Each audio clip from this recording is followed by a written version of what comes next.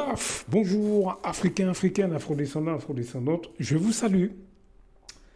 J'espère que vous êtes au top. Aujourd'hui, c'est amusant parce que je ne sais pas s'il faut rire ou pleurer.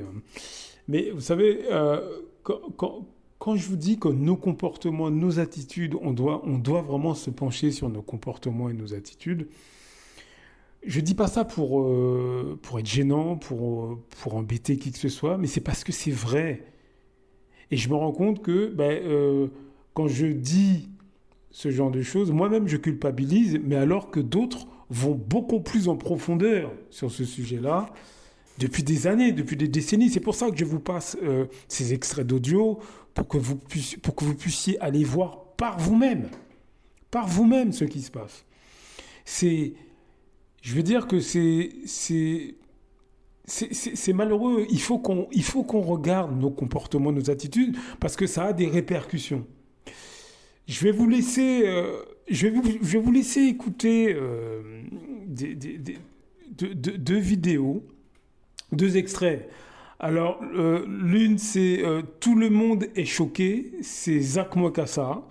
Et l'autre, c'est Pourquoi les Libanais collaborent peu avec les Africains dans leur business. C'est sur la chaîne Investir au pays. Mais écoutez, on en reparle juste après.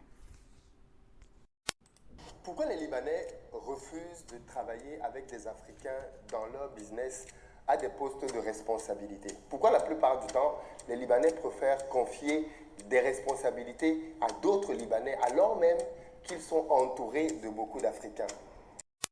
La semaine dernière, j'ai déjeuné avec un Libanais fort sympathique avec qui nous avons parlé de business. Vous savez, moi je dis toujours que quand vous rencontrez des gens qui savent faire du business, il faut apprendre d'eux. Et moi je suis toujours fasciné par la capacité qu'ont les Libanais à faire de l'argent partout là où ils se retrouvent. Il faut apprendre auprès des gens qui ont réussi et pas simplement les jalouser ou dire des bêtises. Parce qu'il faut le dire aussi, les Libanais sont victimes bien souvent d'une mauvaise réputation qui factuellement ne se justifie pas toujours. J'ai donc discuté avec lui et comme d'habitude, je lui ai posé pas mal de questions pour comprendre les business que lui-même il faisait, puisqu'il fait du business d'ailleurs. Il était en ce moment-là en train de vouloir se séparer d'une chaîne alimentaire et on discutait donc de ce business-là. Pourquoi est-ce qu'il veut se séparer de cette chaîne-là? Qu'est-ce qu'il veut réellement faire? À combien il veut se séparer de cette chaîne? Bref, on a parlé de beaucoup de business et bien évidemment, j'ai ramené mes questions sur la table, les questions qui peuvent paraître impertinentes. Donc je lui ai demandé, mais depuis on discute là, mais il faut qu'on se dise deux, trois vérités. Moi, j'ai fait quand même le constat que la plupart du temps, les Libanais travaillent entre eux. Pourquoi? Pourquoi est-ce que tu vas être ici à Abidjan et quand tu vas vouloir chercher un manager pour ta boîte, tu vas aller prendre quelqu'un que tu vas faire venir du Liban ou quelqu'un qui est dans la communauté libanaise? Et je lui ai dit, ne me dis pas que c'est parce que intégration, tout ce que tu veux, ça ce sont des faux arguments. Il me dit non, c'est pas pour une question d'intégration. Il me dit la vérité, c'est que ce qu'il faut savoir, c'est que, en tout cas moi dans mon cas, il parle de son histoire à lui. J'ai essayé à plusieurs reprises de faire des business avec des gens qui étaient ivoiriens. À plusieurs reprises dans plusieurs business. Je me suis dit, non, ce sont la génération de nos parents qui réfléchissaient comme ça, a dit qu'on ne travaille qu'entre Libanais, on va prendre des cousins, ainsi de suite. Nous, la nouvelle génération, on ne va pas faire ça. On va casser les codes et on va travailler avec tout le monde. Il me dit, je vais te dire la vérité. À chaque fois que j'ai travaillé avec quelqu'un qui était d'une communauté étrangère, il a voulu me douiller ou il m'a douillé. Il dit, je me suis fait arnaquer tellement de fois. Chaque fois que j'ai voulu travailler au niveau management, quoi, avec quelqu'un en face, il y a toujours eu un problème de vol et d'arnaque. Toujours, toujours, toujours. Quand ça m'est arrivé plusieurs fois, j'ai fini par me dire que bon, finalement, les anciens là avaient peut-être raison. Souvent, on a des deals qui se font entre des Ivoiriens et des Libanais. Mais les Ivoiriens qui bossent avec des Libanais, bien souvent, ce sont des grands patrons, des grands cadres de fonctions ministérielles, des grands directeurs, ainsi de suite. Et donc, ce qu'ils font, c'est que quand il fait un deal comme ça avec le Libanais, parce que lui, au niveau de son boulot, il n'a pas le temps de venir gérer un business, il confie la gestion aux Libanais, justement. Mais il y a beaucoup de deals comme ça dans lesquels on a des Libanais qui sont à la tête de certaines structures, mais leur partenaire d'affaires, c'est un Ivoirien. On a des des gens qui sont parvenus à créer une véritable communauté. Parce que pour que la nouvelle s'ébruite partout, c'est qu'il y a quand même une communauté qui se parle. Tout le monde n'est pas ami dedans, tout le monde n'est pas gentil dedans, il y a des coups bas qui sont faits là-dedans. Mais quand il s'agit d'argent et de business, les gens savent que non, il y a des limites. Si tu franchis la ligne, tu vas être blacklisté. Et je pense que c'est intéressant, notamment pour nous autres. Je pense que vous savez déjà à quel point je parle du vol dans nos pays. J'ai déjà fait tellement de vidéos, à tel point que les gens ont dit que Philippe, c'est l'entrepreneur le plus volé d'Afrique. Non, c'est faux. Je ne suis même pas dans le top 1000 des entrepreneurs les plus volés de Côte d'Ivoire. Le point, c'est juste que les autres, quand on leur vole leur truc, ils se taisent, ils pleurent en silence.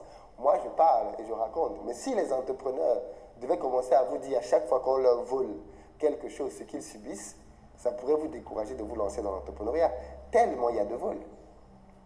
Mais cette mentalité de vol, je l'ai dénoncée ici à tellement de reprises. J'ai été volé à tous les niveaux, par des salariés malhonnêtes, par des fournisseurs malhonnêtes, par des clients véreux, par des associés bandits. À tous les niveaux, je me suis fait voler de toute façon possible. Chacun élaborant son stratagème pour essayer de te voler, à tel point que on a l'impression que quand tu te lances dans l'entrepreneuriat, tu dois devenir un détective privé qui essaye de contrôler tout le monde pour savoir qui peut te voler, quand, où et comment. Mais à quel moment tu mets de l'énergie pour développer ton business si tu passes ton temps à essayer de découvrir qui t'a volé ou qui ne t'a pas volé? Voilà le vrai mal de nos pays. Trouver des collaborateurs honnêtes et intègres avec qui tu peux travailler est quelque chose d'extrêmement difficile. Extrêmement difficile. Il faut le dire. Il a été condamné à 20 ans de prison. Il a été accusé de profiter de sa position d'entraîneur, en tant qu'équipe nationale, chef, tout ça, pour faire des sélections nationales, évidemment, manigancer, bouger un peu les choses comme il désire, et a reçu de pots de vin d'environ 7 millions de dollars. Chose que beaucoup trouvent ici normale, hein, quand vous êtes chef et dirigeant ou décideur à l'équipe nationale, il y a des gens qui viennent vers vous, présentent de la monnaie ou des offres, des parcelles. Non, il faut mettre notre enfant, et puis voilà. Vous faites ça généreusement. Et beaucoup trouvent ça normal. Moi ça me perturbe, parce qu'il y a même des pays en Afrique ici, quand les gens, la partie au pouvoir, n'est-ce pas, les gens s'enrichissent comme pas possible. On ne sait pas comment on peut justifier les maisons qu'ils construisent et les buildings au salaire qu'ils reçoivent officiellement. Ça n'a aucun sens. Mais des gens normaux disent « Ah, c'est leur pouvoir, c'est leur tour de manger ». On se demande qu'est-ce qu'il y a dans la tête. C'est du caca qu'il y a dans la tête ou quoi.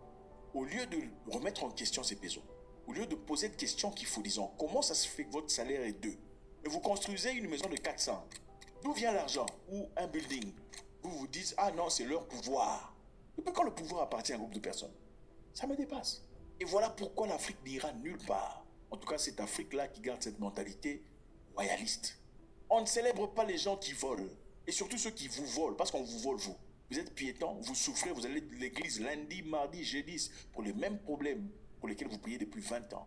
Il y a des gens qui volent, qui s'enrichissent, achètent des voitures, construisent des maisons, prennent de deuxième, troisième, quatrième femme, vous les accompagnez. Oh, tu as vu sa nouvelle maison? Ça me dépasse. En Chine, on condamne. Li, qui était l'un des joueurs chinois le plus connu de son époque. Il était le plus connu, parmi les plus connus de son époque. On n'a même pas regardé ça. Parce qu'en Afrique, on dira, lui, il a quand même servi ses couleurs. Il a servi la nation. Il faut le laisser partir et tout le bazar. On l'a aussi accusé d'avoir reçu des pots de vin en 2015 jusqu'en 2019.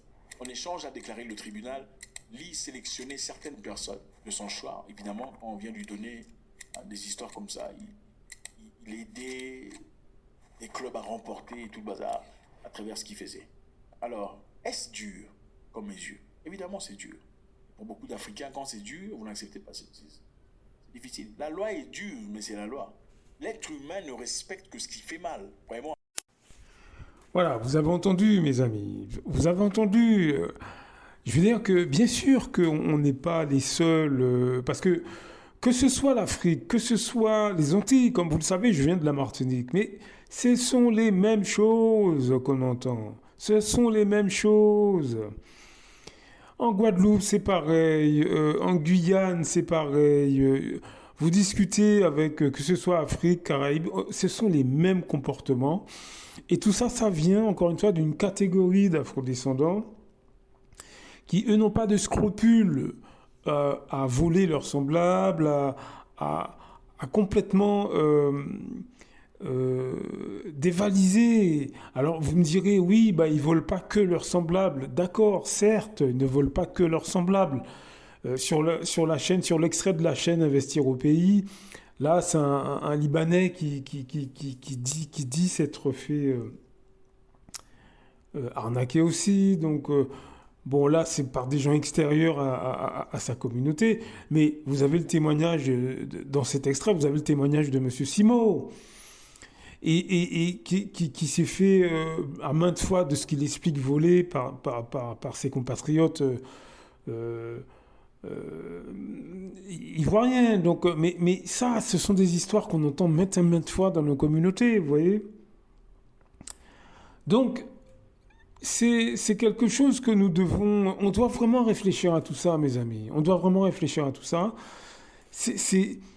Ça nous dessert à des niveaux qu'on n'imagine pas. Nos comportements, nos manières, notre ignorance sur le monde des affaires, notre manque d'éthique. Et tout ça, ça vient encore une fois d'une catégorie. C'est pas tout le monde, je ne généralise pas. Il faut qu'on se penche sur ces problèmes en se formant, bien sûr, et puis en regardant ces problèmes, je dirais, de manière attentive, de manière vraiment pour trouver des solutions, vous voyez. Ces problèmes de comportement que nous avons, de vol, de médisance, de jalousie, etc., ça nous dessert sur le plan économique. Vous avez entendu le témoignage de Zach Moncassa dans d'autres pays, notamment en Chine, mais aussi, comme vous allez le voir dans la communauté libanaise, si quelqu'un vole, il est blacklisté, en Chine il est jeté en prison, enfin bref. Mais nous avons beaucoup de nos compatriotes, ils volent, ils calomnient, etc., mais il ne se passe rien. Ils ne sont pas blacklistés dans la communauté, il n'y a pas de règles. Vous voyez ce que je veux dire? Donc, réfléchissez à tout ça et observez comment ça se passe. Et surtout, continuez à vous former sur les questions économiques. C'est important. Blaf! À très bientôt.